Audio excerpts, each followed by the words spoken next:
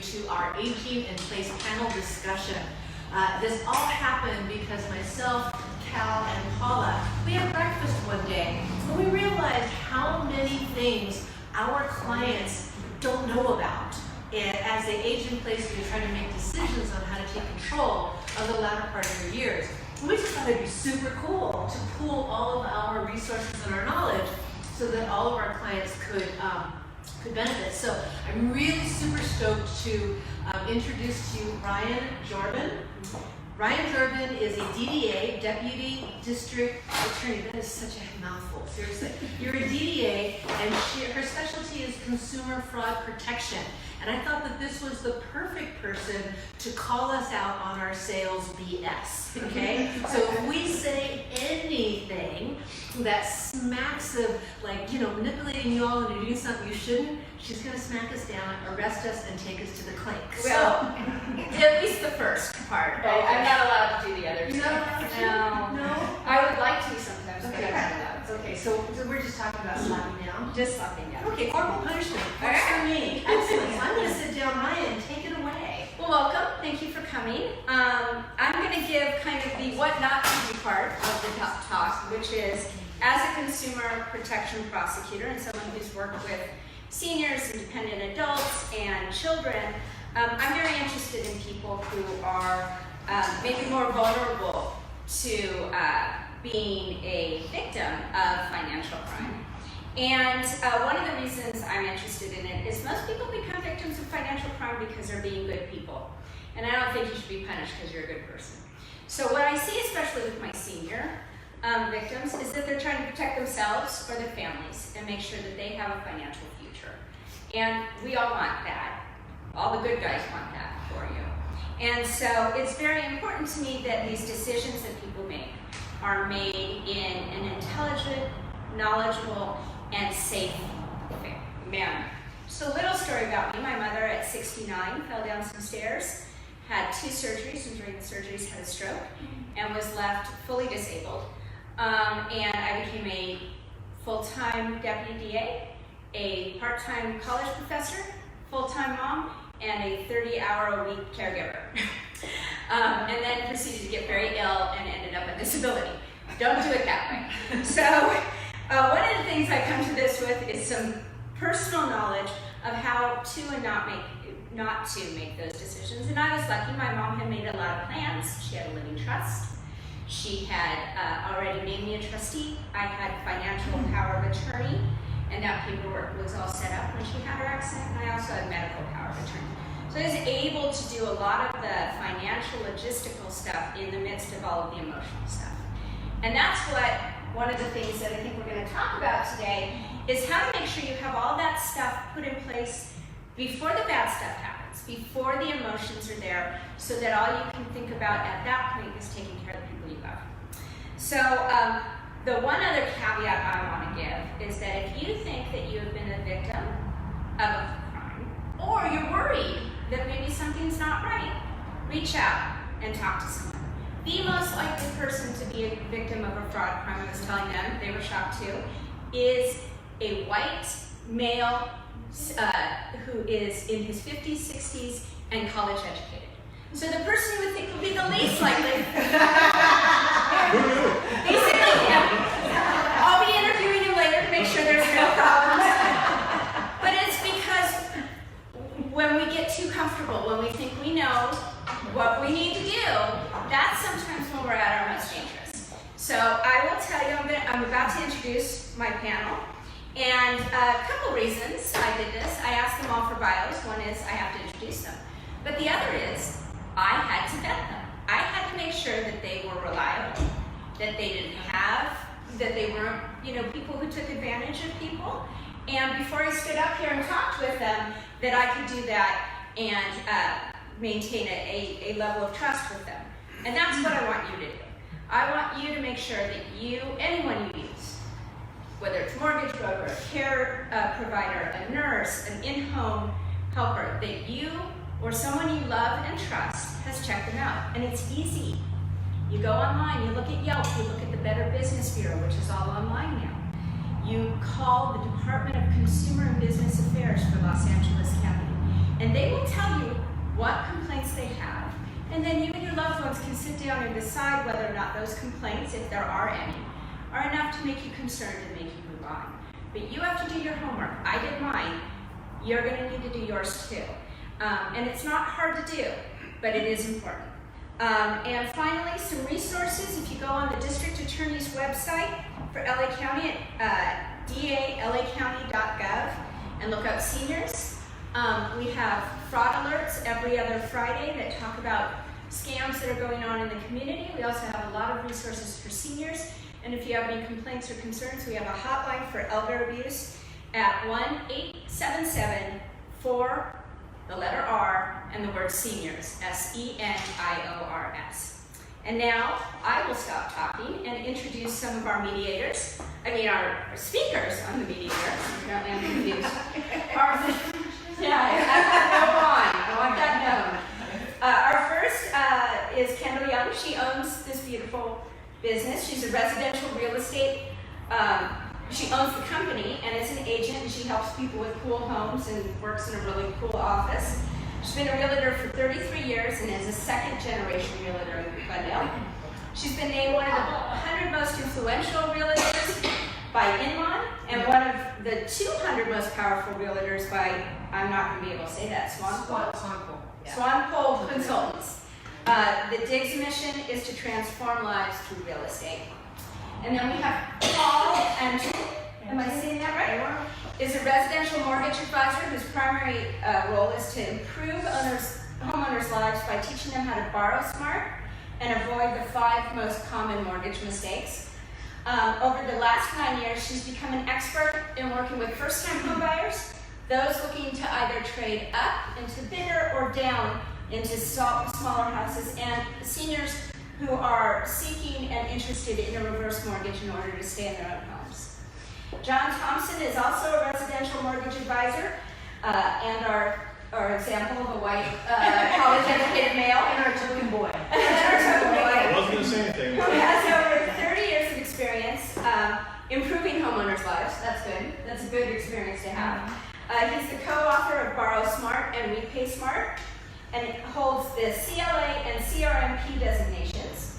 With his vast experience, he's just as comfortable working with first-time homebuyers, those looking to trade up or down, and also seniors who are seeking or interested in that reverse mortgage. And last but definitely not least is Paula Corsetti. She's a certified licensed professional fiduciary and national certified guardian who works on behalf of seniors and dependent adults who need assistance with their healthcare, business affairs, as well as, I'm assuming, ADLs, or what we call the daily life activities, and making sure that they have the help that they need for those.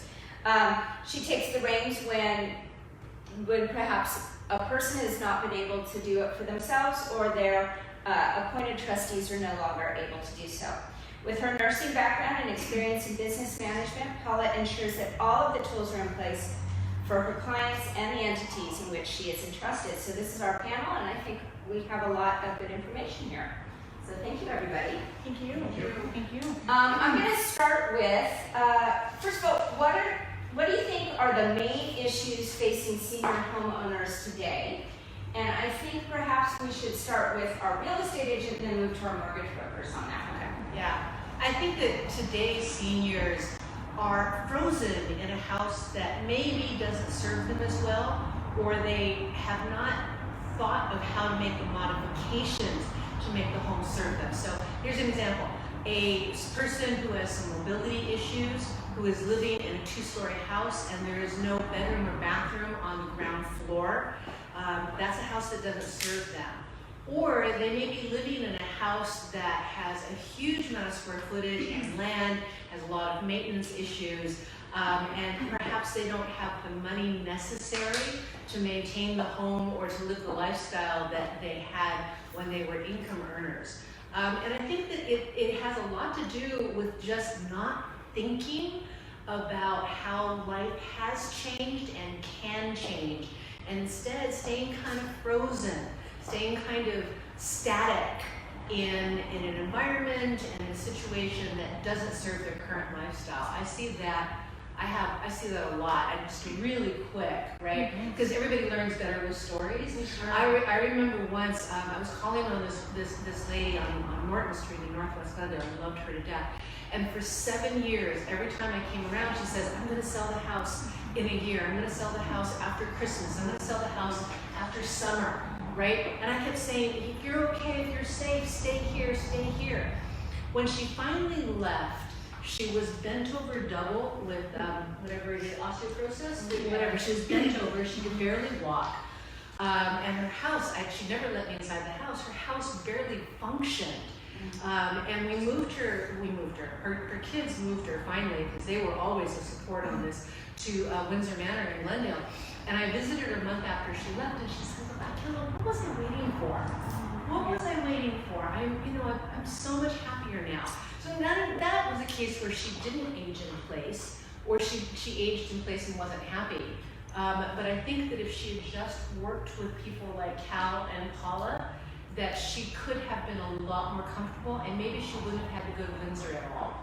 So it sounds like one of the issues about aging in place is aging in place in a functional way for you. Yes. So Paula, what are some of the obstacles you see for some of your clients about being able to function in their homes, and are they solvable so that they can stay in their homes? I think immediately people assume that staying at home and having help at home is cost prohibitive, and so they don't make an informed decision and take in what resources are available to them, because there's many avenues that they can take in order to home and keep help at home that could work within their budget. Can you give us an example of some of the, kind of the entry level assistance they might need help with, and then kind of speak out there. I'll go actually speak to our guests. Can you give us kind of what some of those entry level assistance might be necessary to make it functional to stay in your home, all the way to kind of the more serious stuff? Well, it depends on what the needs are. So you can have some caregivers come in at home, and there's different levels of caregivers that you can hire to help you at home. And sometimes it'll just be like maybe a couple hours, a couple days a week, just to kind of do some meal planning for you, meal prep, do some light housekeeping, things that people aging in place find challenging after a while to do on their own. And what's kind of so on that bell curve, what's the other end where, that you need more help? Is there that available for aging in place as well?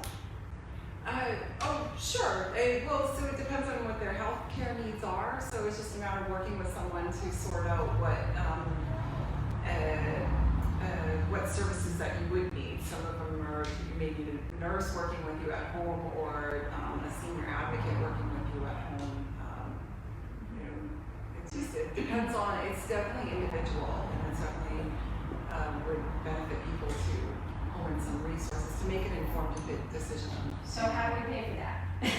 How does that work? Before we go, I want to add one quick thing. So I think, when we're talking about functionality of people aging in place in the home stuff, some of the things in addition to care might be really obvious things like, where the handles are outdoors, and really weird things like that. You think of these things like, if you're a little bent over and you're not kind of as mobile, you want the handles lower.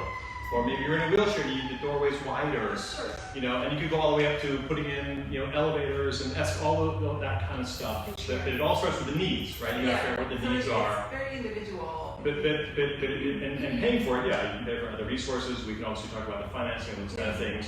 But kind of having a plan, you were talking about a little earlier, just daily living type of things. So that's getting around your house helps you get around, reduces stress.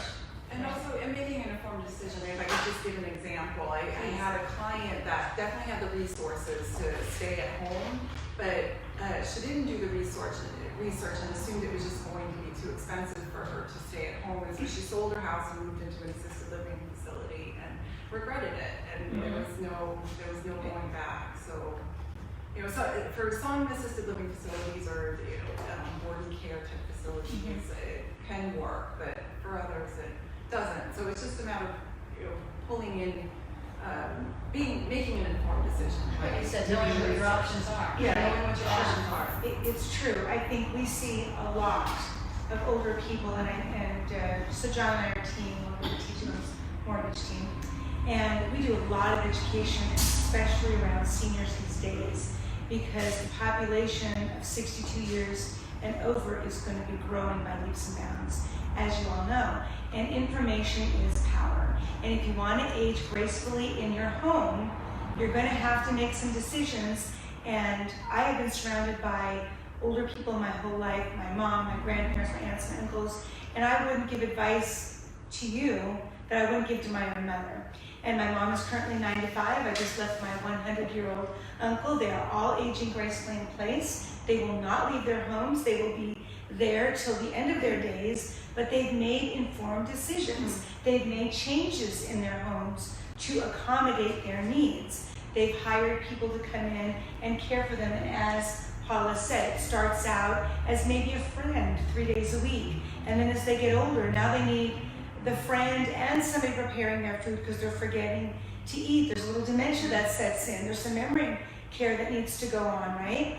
So there's all these different stages as we get older, and then the biggest question that we get is, do we stay in our home? Should I stay or should I go? And what do I do with the equity in my house, or how do I pay for the care that we need? And that's what we see a lot. And so we've been having a lot of conversations with older people and their families about the fact that maybe we don't have a lot of money saved in the bank, not a lot of liquidity. But what are we sitting on in California, John? A lot of equity. We're sitting on a lot of equity. And there's a lot of untapped equity. I definitely want to get into Yeah. that. Before we get there, I want to step back just a little bit because I've heard there are resources out there to help you make these decisions. Can you share some of those resources? What are they? They're only obviously useful if they're accessible. So, I mean, I can explain that there's resources, you would call, first of all, if you don't have the money to hire a private person, like an elder care manager, Paula's a fiduciary. So why don't you tell them what it is you do too? So That's a lot of people need to know. yeah, they need to know. Sure. So I'm a person of trust. I'm licensed by the state of California, and so I can either be privately hired or court appointed, and to assist people that are no longer able to make decisions for themselves. So and they didn't have proper documents in place, like having an agent for healthcare, so they don't assist making healthcare decisions when they're not able to, or somebody to make financial decisions when they're no longer able to. You know what you are? You're a daughter for hire without all the baggage.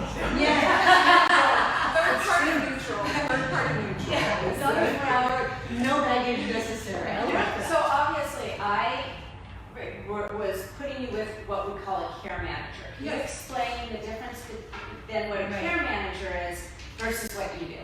So fiduciary can be an umbrella term. So I do some care management where, so for some of my clients that no longer have capacity, I go with them to their doctor's appointments and communicate with their doctors, communicate with their families. So it's like managing their care and their healthcare needs and making sure that their insurance is up to date, and also communicating with their insurance company to see if there's a better rate for them annually when there's open enrollment for the new insurance year. Talking with the doctors about best alternatives for their medications, as far as maybe there's a more cost-effective medication. So just getting Into the details. into the details. And then obviously, Kendall, Colin, John, you kind of come into play hopefully earlier on Right. in this process. What resources have you found or have you used with your clients that you think are really useful for putting in place these situations so either you don't need Patricia's Paula's services, or if you do need them, everything's ready to go? So what's good about, I think, all four of us here is that we surround ourselves with an amazing network of professionals and trusted advisors. So we've referred people in home care. If we see someone coming in and we're thinking, okay, there's a little bit of in-home care that's needed, we make a few referrals to that. Maybe there's some money issues, and we need them to guide them to the right hands of an accountant. Who else would you think that we are? Well, I think it's the wealth team, but then I think what Ryan also I think would be helpful to our audience is what are kind of the obvious resources. So if I'm sitting on my own, I know that I feel great now, everything's good, but I know that something's coming down the road or what I want to think about. I think first off, self-education is really important, right? So there's a lot of information on the internet. If you start just Googling services for seniors. So I mentioned like those door handles. I mean, think about how would you even think of that? You're going to go onto the internet, you're going to find some presentations. I would go to the local senior centers. They do programs all the time to help people out. And you can start hiring professionals like gerontologists and those people when you really get down to it. But I think a lot of that information is free. There's a lot of resources that LA County has, the state of California has, all those kind of things that are available for free for people. You got to look for it though. It's not going to come and find you typically. Typically, when you run into someone like us, you're at a point where you may need something and you have to pay for it. But in reality, you do a lot of research yourself. Well, maybe you guys. I think I'm probably meeting people a little bit earlier. Yeah, maybe, yeah. So the resources that I in particular can bring to the table is helping you assess what you want to do long term. So you may want to age in place, but maybe you're not going to be able to age in place in this particular house. And if you think about this early enough, then I can help you figure out. It's like, all right, what you really need to do is to sell the 5,000 square foot mansion on a 22,000 square foot lot. By the way, if you want one of those, I have one in Encino. Come talk to me. Shameless. Actually, it's 6,000 square feet. That's where I tell you to focus. Oh, yeah, sorry.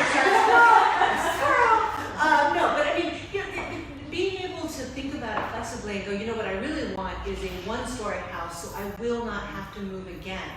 Or one of the things that I really wanted to just mention on is the idea of putting on an accessory dwelling unit on the house that you're in, so that you could perhaps house extended family who could then take care of you as you age, or to bring in somebody who would be like an in-home health care worker, but not impinging on your privacy. So those are resources that you can think about. If you do this a little earlier than going on. Do you know, by the way, too, John mentioned something very important about the senior centers. Yes. And you need to lean on them. Do you know there are social workers that come once a week that you can talk to? They can assess your situation and then guide you into the direction you need to go in. They've got attorneys that show up monthly. I mean, honestly, I would start, if it were me and I didn't know what to do, and after Googling, I'd walk into my trusted senior center and ask them for their resources and for their suggestions. Just a couple that I would think of is religious organizations. Yes. So if you're a member of a church or a synagogue or a Jewish community or a Muslim community, often those communities will have senior services and be able to help you with finding, talking to people who can help you make some of these decisions. Right. The other thing is when my mom downsized exactly like that. She, moved from the house I was born in into a condo, and one of the things we looked for was an elevator, single floor, no stairs, no maintenance with that whole, yard and things like that. And so that, those are the kind of considerations that I think a really good real estate agent can make, really help you with, so that you're thinking about these things again before the emotions are there, before the problem happens. You solve as many problems as you can before the problem exists. So sometimes aging in place is getting to the place where you can age in place. Exactly. Yes. That's imperative, that you make your decisions early enough so that you get to make Young, decisions. flexible, and juicy. All right, so, I'm sorry. No, I wanted to add talking about having the conversation, having a difficult conversation. so that's, okay, that I think leads well into our next question. So one of the difficult conversations, there's lots of difficult conversations. What are some of the common mistakes people make when either having or not having these conversations in this aging in place system? So I'm going to start with you again, Kendall, because it seems like we chronologically go this way and then follow. So I am actually older than there, but that's fine. So biggest mistakes that I see is people getting weighed down by their stuff and their memories. And they are unable to think about what's best for them as they age and as their life choices start to ebb and flow, if you will. I have many instances where I know a senior and their house is chock-a-block with stuff. And when I say to them, they're like, I like this, I like that. And I said, well, I can help you doing that. Let's do that. I say, but what would I do with my stuff? And then they do nothing, right? So stuff management, you don't have to go full KonMari, but seriously, the stuff is keeping you from the life you deserve. And I think that's a really good point, Steph. And I think fear tends to drive a lot of really bad decisions. And so what we're seeing is as people are living longer, they're more fearful about what they're not going to be doing for their children, for their grandchildren, etc. But here they have a life to live. So I'm here to say your kids want you to live your life. They don't want your stuff. No, kids. Well, I'm just saying. Yeah. Well, then they should. And they should, because you need to live your life as long and as happily as you can. And so that would be my advice, is that you make your plans that way. You start the communication. Let us talk with your children. If you have maybe one or two of them that might not be on the same page, let us share with them. Or the daughter for hire. I was going to say Cal saying what I want to say. Just as a little aside, obviously relatives are often both an emotional impediment and sometimes a physical and criminal impediment to seniors being able to live their best lives. Really say more about that. I can give stories. And so one of the things that's really important when making these decisions is who you can trust. And who you have trust in your family. And if you don't have someone in your family you trust, that's okay. There are a lot of people out there who are in the same position you are. Then you need to find someone outside the family who you can trust to help you make these plans. And whether it's a hired professional or a family friend or a kind of foster daughter who's like a second child to you, that's all fine. There is no right way to do it. And there are wrong ways to do it. And one of them is letting yourself do it out of fear of being abandoned or fear or guilt. To give an example again, my mother had options, and I basically informed her that none of those options would work for me, so that if she wanted me to do it, that it needed to be me and not these additional people. And she understood why I was saying that, and she chose to have me be the trustee. And that worked well for her. If that had not been available, she had other people in her life who could have done that for her, who were not family members and could have protected her. And that's the important part for you, is protecting yourself. Others first is never a good idea. It's like the oxygen in the airplane. Absolutely. Right? Absolutely. So put your oxygen mask on first. Make sure your life is going to be enjoyed, and then take care of the rest of us. We'll be okay. And I just can't agree more with that. I can't. It's the elder abuse in this country is really out of control. They are a protected class. They should be revered.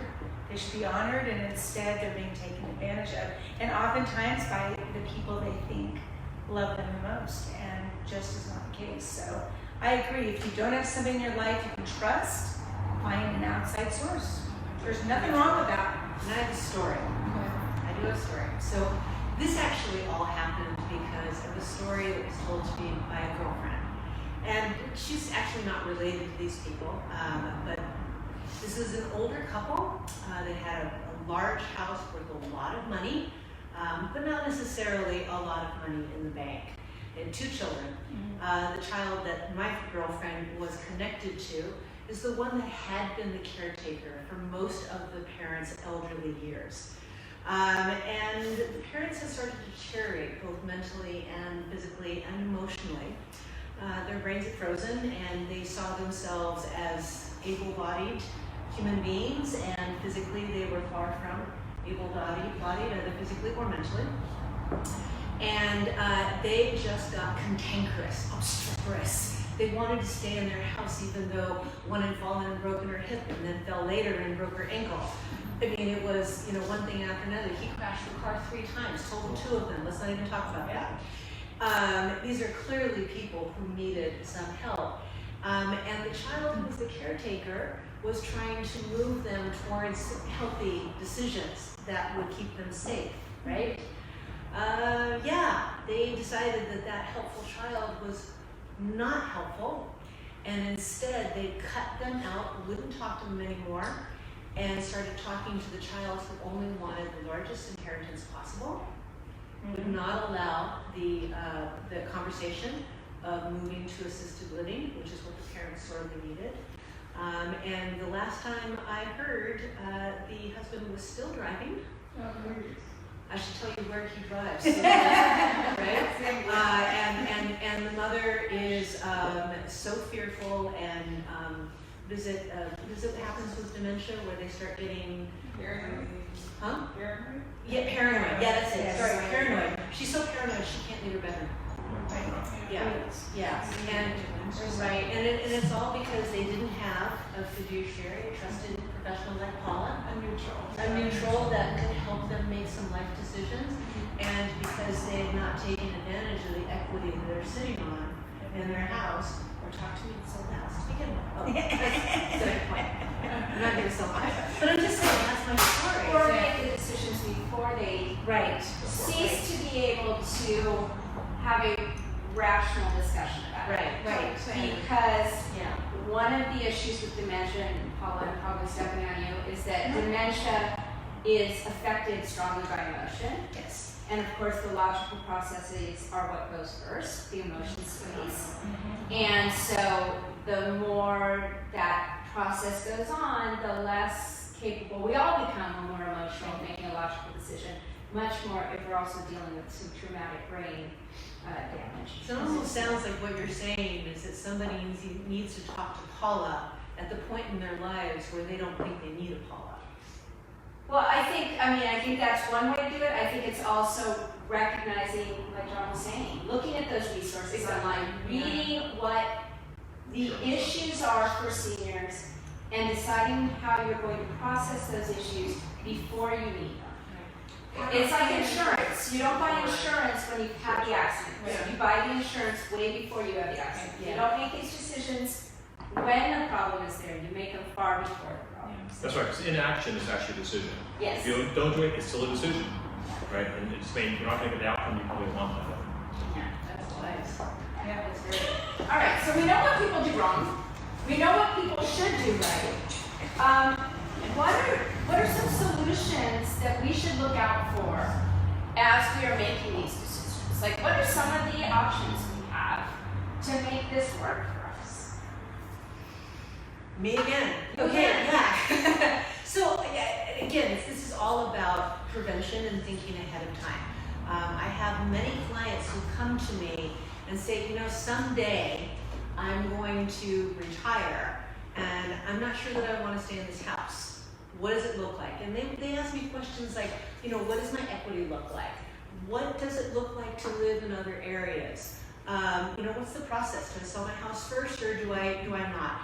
If I wanted to stay, what could I do? Could I add a guest unit? That's what we called them back then. Today we call them ADUs. Can I do that? What would it look like? Do you have resources to help me do this? So it's all about identifying what the issues are with the house you live in and asking some pretty hard questions of what do you think life might be like for you later, and helping me give you options to research. And that's really the biggest deal, right? Yeah. What's your take on that?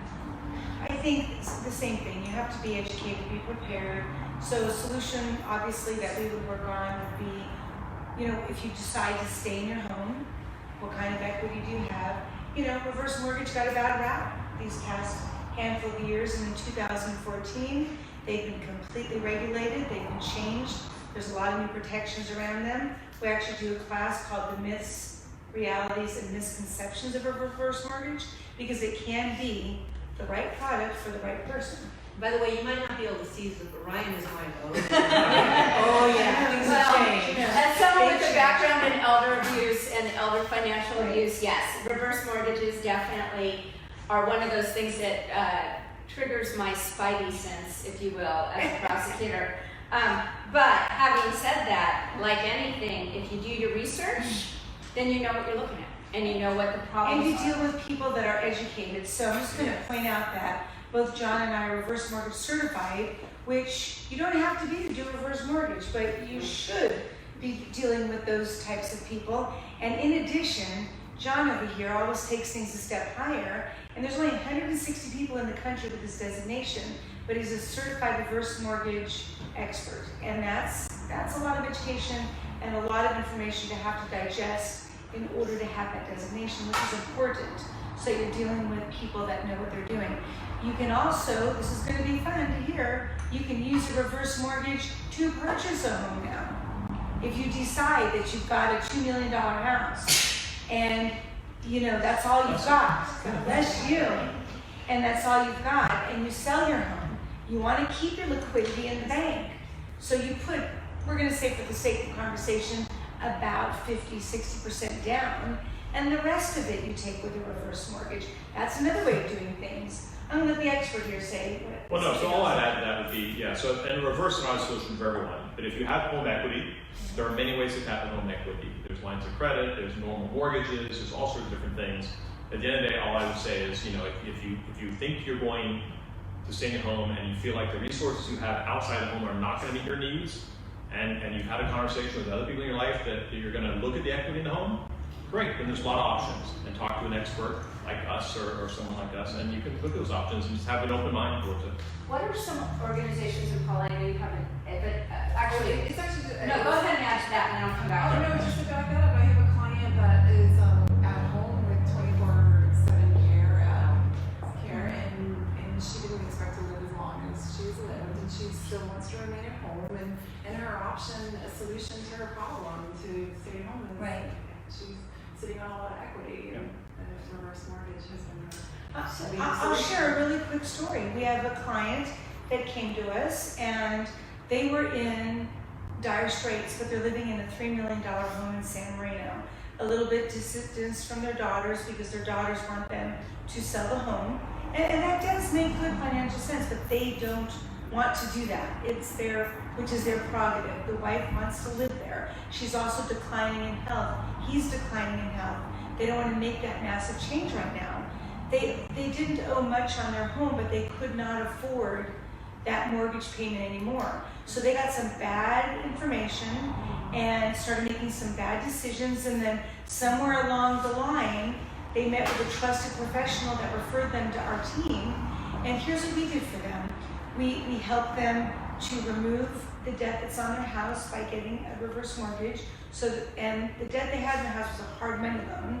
And so it was high interest rates, harsh payments. So they've removed $5,000. They've gained that liquidity in their life now a month that they can breathe with. They've set up a beautiful line of credit on their house so that they can keep that when they start needing some care, right? And they got a small 10-year payment where they're going to supplement their income every month with a few $1,000s. And they didn't even eat up a quarter of their equity in their home. So these were good solutions for them. I'm sorry to interrupt. Good. So, as a lawyer, you can look me up on the state bar, see if I've been disciplined, see if I'm licensed. I am licensed, I've not been disciplined.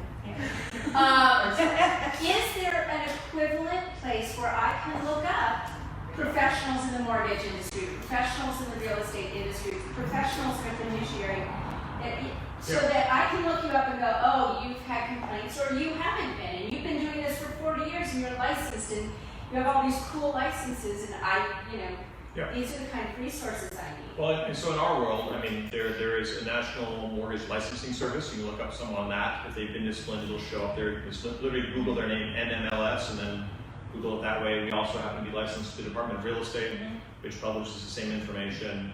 Cal mentioned the designation that I hold, that's CRMP, so there's a whole nationwide database of those who sort of earn that designation. But then going back to what you said earlier, Google people. And the reality is there are a lot of people that are probably not all that ethical and honest that are licensed and do business, and they get away with it. So And Yelp is an amazing resource. word of mouth is amazing, Yeah. right? And you screw up these days, people know about it. Yeah. And that's a direct question to people, if they have any referrals or any, referrals. Yeah, direct referrals and testimonials. Yeah, Sure. Licensing. Yeah, I, Professional fiduciary bureaus, the board that I'm licensed by, Professional Fiduciary Bureau in the state of California. And can you look them up online and check somebody out with them? You can, and there's also professional organizations, Professional Fiduciary Association, PFAC of California. Heather, would it be possible if we all send you some of these Yes. links that we Yes. connected to this video? Yeah, so I will actually create a blog post, and there will be show notes with links to all of the resources that we've mentioned today. We'll drop a link to it down in the comments for anybody who is watching this program. So for real estate agents, we're not the most highly regarded class of professionals. I'm a lawyer, so you really want to compare? Yeah, really, we could go into a pissing match there. You can look up any real estate licensee on CalDRE or CalDRE.gov, right? And all you're going to see there is if somebody has taken legal action against a real estate agent, and there are so many bad ones that have never had an actual legal action. So I would, go there first. Right. But then from there, I would really pretty much start looking at reviews. Yelp actually is a difficult one. And the reason that Yelp is so difficult is that most of the people who take the time to leave any comments on Yelp are generally trolls looking for attention, and they're generally doing it in the most negative way possible. And if there's enough reviews, you can usually filter through the nutcases and the people who are really looking good. Another way of doing it, at least in the real estate space, is Zillow, Realtor.com, the agent's website. We use something called RealSatisfied.com to try to get mutual reviews, or Google reviews are a really great way. Again, there's going to be lots of brothers-in-laws and moms who have given 5-star reviews because they gave birth to them and they need to. Right. And there's going to be the disgruntled right. And there's going to be the disgruntled neighbor who got into a trash can war and left a bad review. So like anything, it's buyer beware. Buyer beware. But one of the things you want to look for are patterns of issues. So I went to this person, I gave them money, they never did anything for me. And if you see that over and over and over again, chances are it's not just the one person who you wouldn't let use your restroom that day. Right. So you're looking for patterns and practices that concern you. And you can always ask that person about them. And if there's 8 of them, it's going to be a little hard for them to say they're all people who they got into the trash can war with.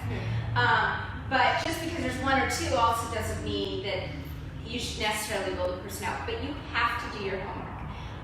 And there are other resources, like I said, and I'll provide them, but like the Department of Consumer and Business Affairs, and those are investigated complaints.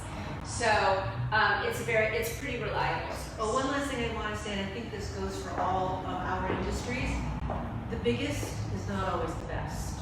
So for real estate agents, that means the agent with the most number of signs in the yard, not necessarily the agent who is going to really serve you with your unique needs. I'm sure you guys experience the same. Right, sure. Yeah. Just want to see.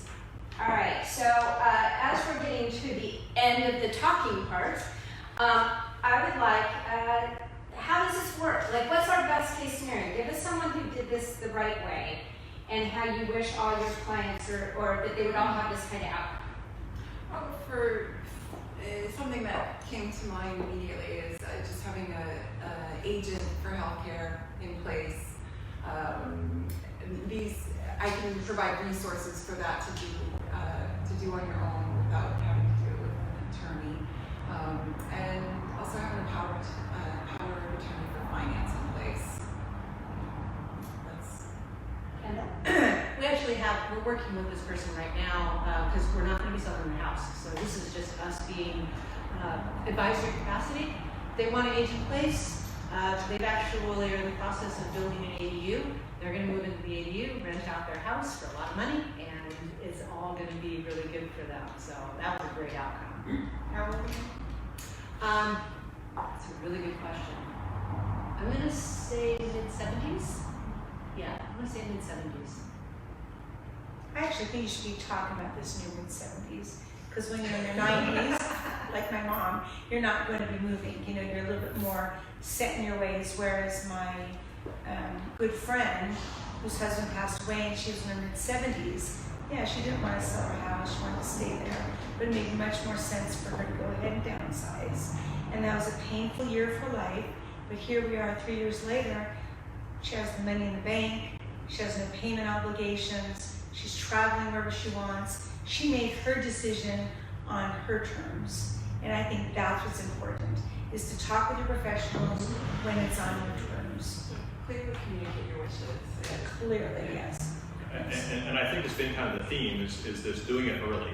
Yes. Right, and I'm going to even counter what Cal said. I would be thinking about this stuff. I'm thinking about now. I'm 54, and I have clients literally that are looking forward down the road. They're going, okay, if a reverse mortgage makes sense to me, that's 62, or in some rare cases 60. So they're actually planning their 50s. Okay, so what do I have to do to get to that point? And they're pre-planning that. How much money do I need? Where's my equity have to be? Those kinds of things.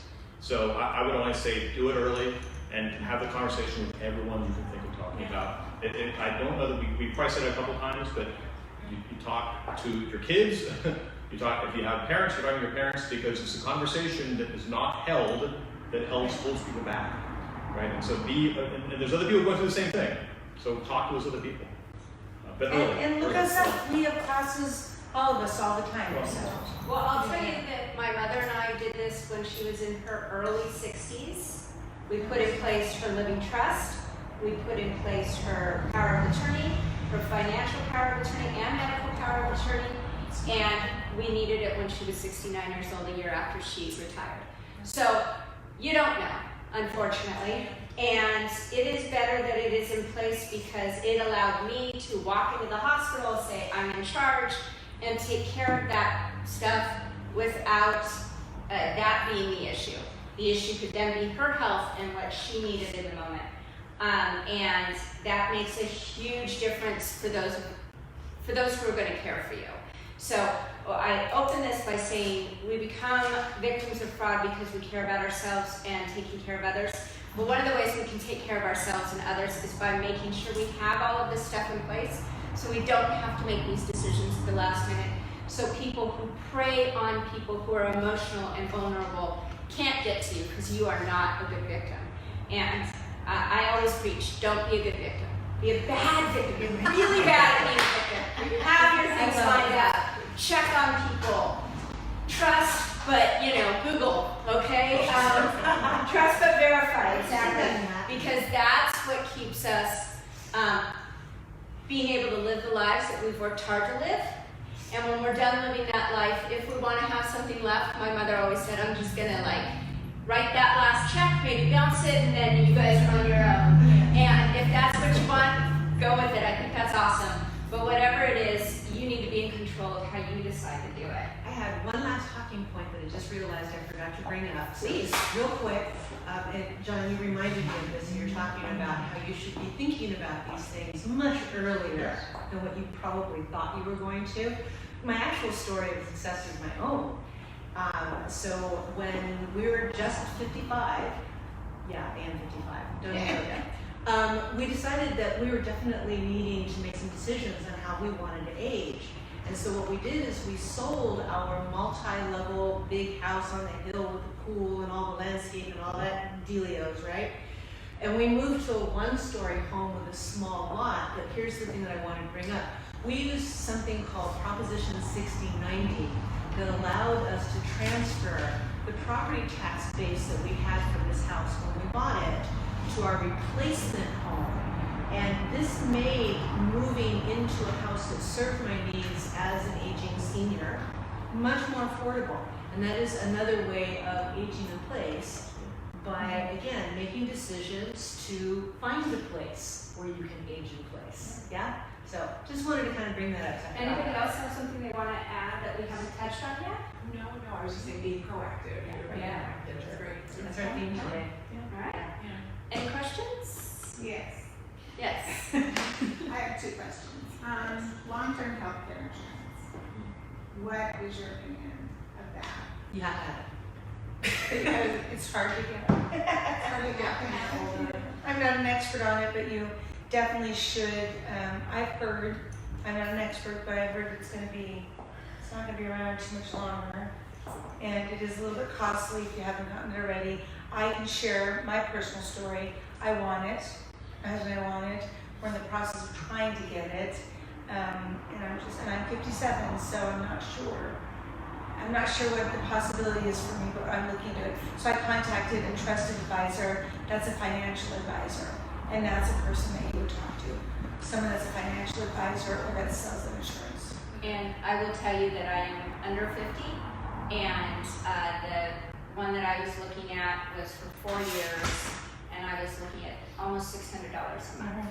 So one of the things you have to do is talk to a financial advisor to see whether it makes more sense to have long-term insurance Right. or to invest that money in a way that it can be utilized for long-term insurance. My mother was an LAU USD teacher. She was able to get long-term health insurance many, many years ago through LAUSD. It has been a godsend, don't get me wrong. And it's going to allow me to keep her where she is for longer, but I cannot get the policy she has. It just doesn't exist anymore. And like my insurance agent from a large reputable national company is like, no, we don't sell that. And so that's becoming a big issue. And I would say, here's what we do know. Healthcare costs are going through the roof, right? So it's getting more and more expensive, and you need to have some kind of plan. Maybe it's not long-term care insurance, but it's some kind of plan to pay for it. You know, because the safety net is not where you want to be. When I mean safety net, I'm talking about social services. You don't want to be in that nursing home, right? And so you got to figure out the alternative, and maybe self-funding it, which is what Ryan's saying. You invest the money yourself and you grow a fund. There are people that have used the reverse mortgage. They set the line of credit, they set it up early. That line of credit grows over time. It starts at maybe $200,000, it grows to $600,000 by the time they're in their mid-70s. That's their self-funded long-term care to pay for stuff they're going to pay for some other way. But you're on the right track. And talk to a financial advisor is kind of where you want to start. But what about, how many years do people typically use long-term health insurance? Paul might have more insight than that. And that's all dependent on the health issues. Well, I know, but what's the average? What's the standard? 2 years, 3 years? That's hard to answer. Yeah, I don't have a standard for it, but it's just None of us are long-term care professionals, so I don't know. I can get that. Yeah, we can find out. I mean, I know that the person I'm talking to, they're looking at 3 years and, whatever. I can tell you my mom she doesn't have long-term care, but she self-funded it, and she's going to be 96. She started at 89, so that's a lie. It wasn't 3 years. Thank God. She could live to be 100. So I just don't know. So, and the other thing is the senior living facilities, not necessarily assisted living, but the senior living facilities. So why are elderly people in their 80s, mid-80s, 90s so reluctant to go to that kind of a facility? Perception. So they could go and maybe rent an apartment for a couple of months and see how they like it before they start. Yes. Right? There's communities, by the way. There's Burbank comes to mind to me. There's all kinds of senior rental facilities there that they're not facilities. They're just apartment buildings for senior living.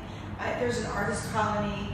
There's like the chef's colony, and they're just 55 and over, and you just go and you live there and see how you like it. I mean, before you move on. But Kendall's right. It's perception. My mother is 95. She, at 92, decided to sell her townhouse because it was good for her. 2 stories. Yeah. And she moved to a senior living facility. Okay. And I had to take the car away. Yeah. She cried. I'll bet that went over real well. Yeah, Yeah. You know, I'm gonna be really Is she honest. happy where she's at? Yeah, so the thing about that is that you get all your meals, Mhm. right? You have a social network, there's 300 residents in that building. There's all kinds of activities.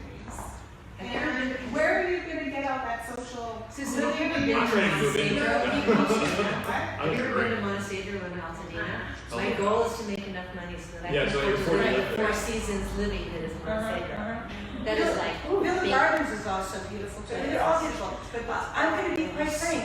Had my mother agreed to do this, I think she would have been the happier, more independent woman. But she didn't want to. I mean, I kept telling her it's like a cruise ship on land. You know, and sign me up. But the hard part is getting the seniors to agree. Now, I think I'm going to be a little bit more, accommodating when I get to be that age, but I don't know. I'm not going to judge. Everybody has the way that they want to live out their lives, and a lot of people want Well, to stay home. I mean, the option is, well, you can come live with me, or you can come live with my sister. And I go, what would you do in my house all day long? But that's when you get involved with the senior centers. Right. too. I know, but still, where she lives, it's all right there. Yeah. They have transportation to their doctors. So I think that there is a misconception that all senior living is for people who are already dead. Yeah. That is definitely not the case, but I think that is the There's a lot perception. of around. And I think there's a leftover vision of nursing homes or back in the 40s and 50s, Yeah. right? It was not a great place to Well, live. this is Now it's very not nice. a nursing home. No, these places are nice now. And Yeah. so I Social think community. the earlier you kind of get a sense of what these places are like and what you want out of The them. more flexible. Do you you want, can be. so the one my mom lives at is quite large. There's lots of activities and lots of people and lots of stuff, and you can age in the location so you can be independent all the way to full nursing care. But you need to know that that's one kind, and then there's another one where it's small and there's not a lot of people, so there's not as many activities, but it's more intimate, and so again, going out and seeing these places, unfortunately, I've seen a lot of them looking for my mom, so I have a real sense of what I might like by then. But if you don't do that ahead of time, again, if you do it at the emotional time versus the logical time, you are shortchanging yourself on decisions that would otherwise, I think, you'd be able to make a little more easily. So another question that I have is about moving where your children, Being out of state or to the. anywhere it's farther than your. What is the question? So what's the experience that seniors have when they relocate to live with their children? That's also. I know it's an individual, but there should be. It's highly personal. I have seen successful moves to be closer to the children where they write me back and they say this is the best thing ever. And I have experienced situations where I hear later that they moved to be with their kids and they feel very isolated. Right? Their friends aren't there. Their doctors, shops, everything's different. I think it's That's very personal. One of those conversations, right? Yeah. It's one of those conversations. Exactly. What did you want to ask? Oh, I have 2 questions as well. My first question, can you, when you do your show notes, Kendall, give some referrals for someone who can set up a trust and Yes. directives and everything? Absolutely. About that, yes. My referral network is pretty darn deep. Awesome. The second question. I believe we've actually been posting some live Oh, excellent. links as issues have come up. So If you decide to age in place and you need to make some changes like moving the doorknobs and stuff, how is that going to affect the resale value? That's a really great question. We're actually going to be putting a house on the market soon actually it's on the market now, that was specifically modified for a senior. They thought that she would be there forever. And it has been so popular to know that there is a full suite downstairs that's ADA compliant, wheelchair accessible, with grab bars and automatic lights and remote controls for decreased mobility. So I think it's too soon at this point to know how much this is going to increase the value of the house. But what I'm finding is that these things can be done so tastefully that they are increasing the desirability, if not necessarily the resale value yet. Yeah. And I checked, we didn't have any online questions. If you have any, please type them in real quickly. I want to thank our panelists very much. We will continue to put resources up as we think about them, and if you have questions, they will be glad to answer them. Again, look at your local municipalities, look at your local cities, your local counties, your local states. There's lots of resources out there for seniors. We in the government understand both the importance of our seniors and the importance of protecting our seniors. So we have a big interest in that. And Ryan, I have a question for you. Yes. Is it possible or reasonable for people to contact you if they have questions? So I don't, typically cases come to me via a complaint system from an investigating agency. So that's why I keep talking about the Department of Consumer and Business Affairs, the Elder Abuse Hotline, or your local police agency. They will then bring it to me, but I can't do investigation. It's not like on TV. I don't go out, I don't investigate. They don't let me do anything like that because I'm too clumsy, frankly. But they will bring it to me, and they will also be able to refer you to resources to assist you. There is also adult protective services if you know an adult who is being taken advantage of, or who needs assistance and is maybe not willing to do that, and they've kind of reached the point where they're not making decisions that are safe for themselves. LA County has adult protective services that can go in and check on them and make sure that they are safe in place. But your local police agency is always a good resource, and again, social services groups, private and public, as well as religious, are always a good resource. Great. And we'll have as many of those links as we can in the show notes so that you know where to go and how to follow up with some of the information that you've had today. So I think that pretty much brings it to a close. Ryan, I want to thank you from the bottom of our heart. Oh, you're very This welcome. was a really awesome way And of it's delivering. quite a treat. Thank you for providing us information, because as the sandwich generation who's going through it, and is getting old enough to have to start thinking about it, I appreciate the information from both sides. So this is Paula Corsetti. She is a fiduciary that can help seniors and people who are dependent adults to make decisions. This is Antoun, John Thomas. They are mortgage professionals. They can do reverse mortgages as well as a full scope of mortgage products that can help you finance your life. And my name is Kendall Young. I am the owner and broker of Diggs. We're a residential real estate company. We like to connect cool people with cool homes in Glendale, La Piñata, and La Crescenta. If you're seeing this on recording, please drop your questions down below. We'll get your answers to all of those. And come on by Diggs if you ever happen to be up in Montrose. We've got all kinds of food here all the time, so you just come on by. That's it for now. Thank you so much for your attention. Handle out. Thank you. You know, we have a little, you want a folder, some information, you're welcome to it.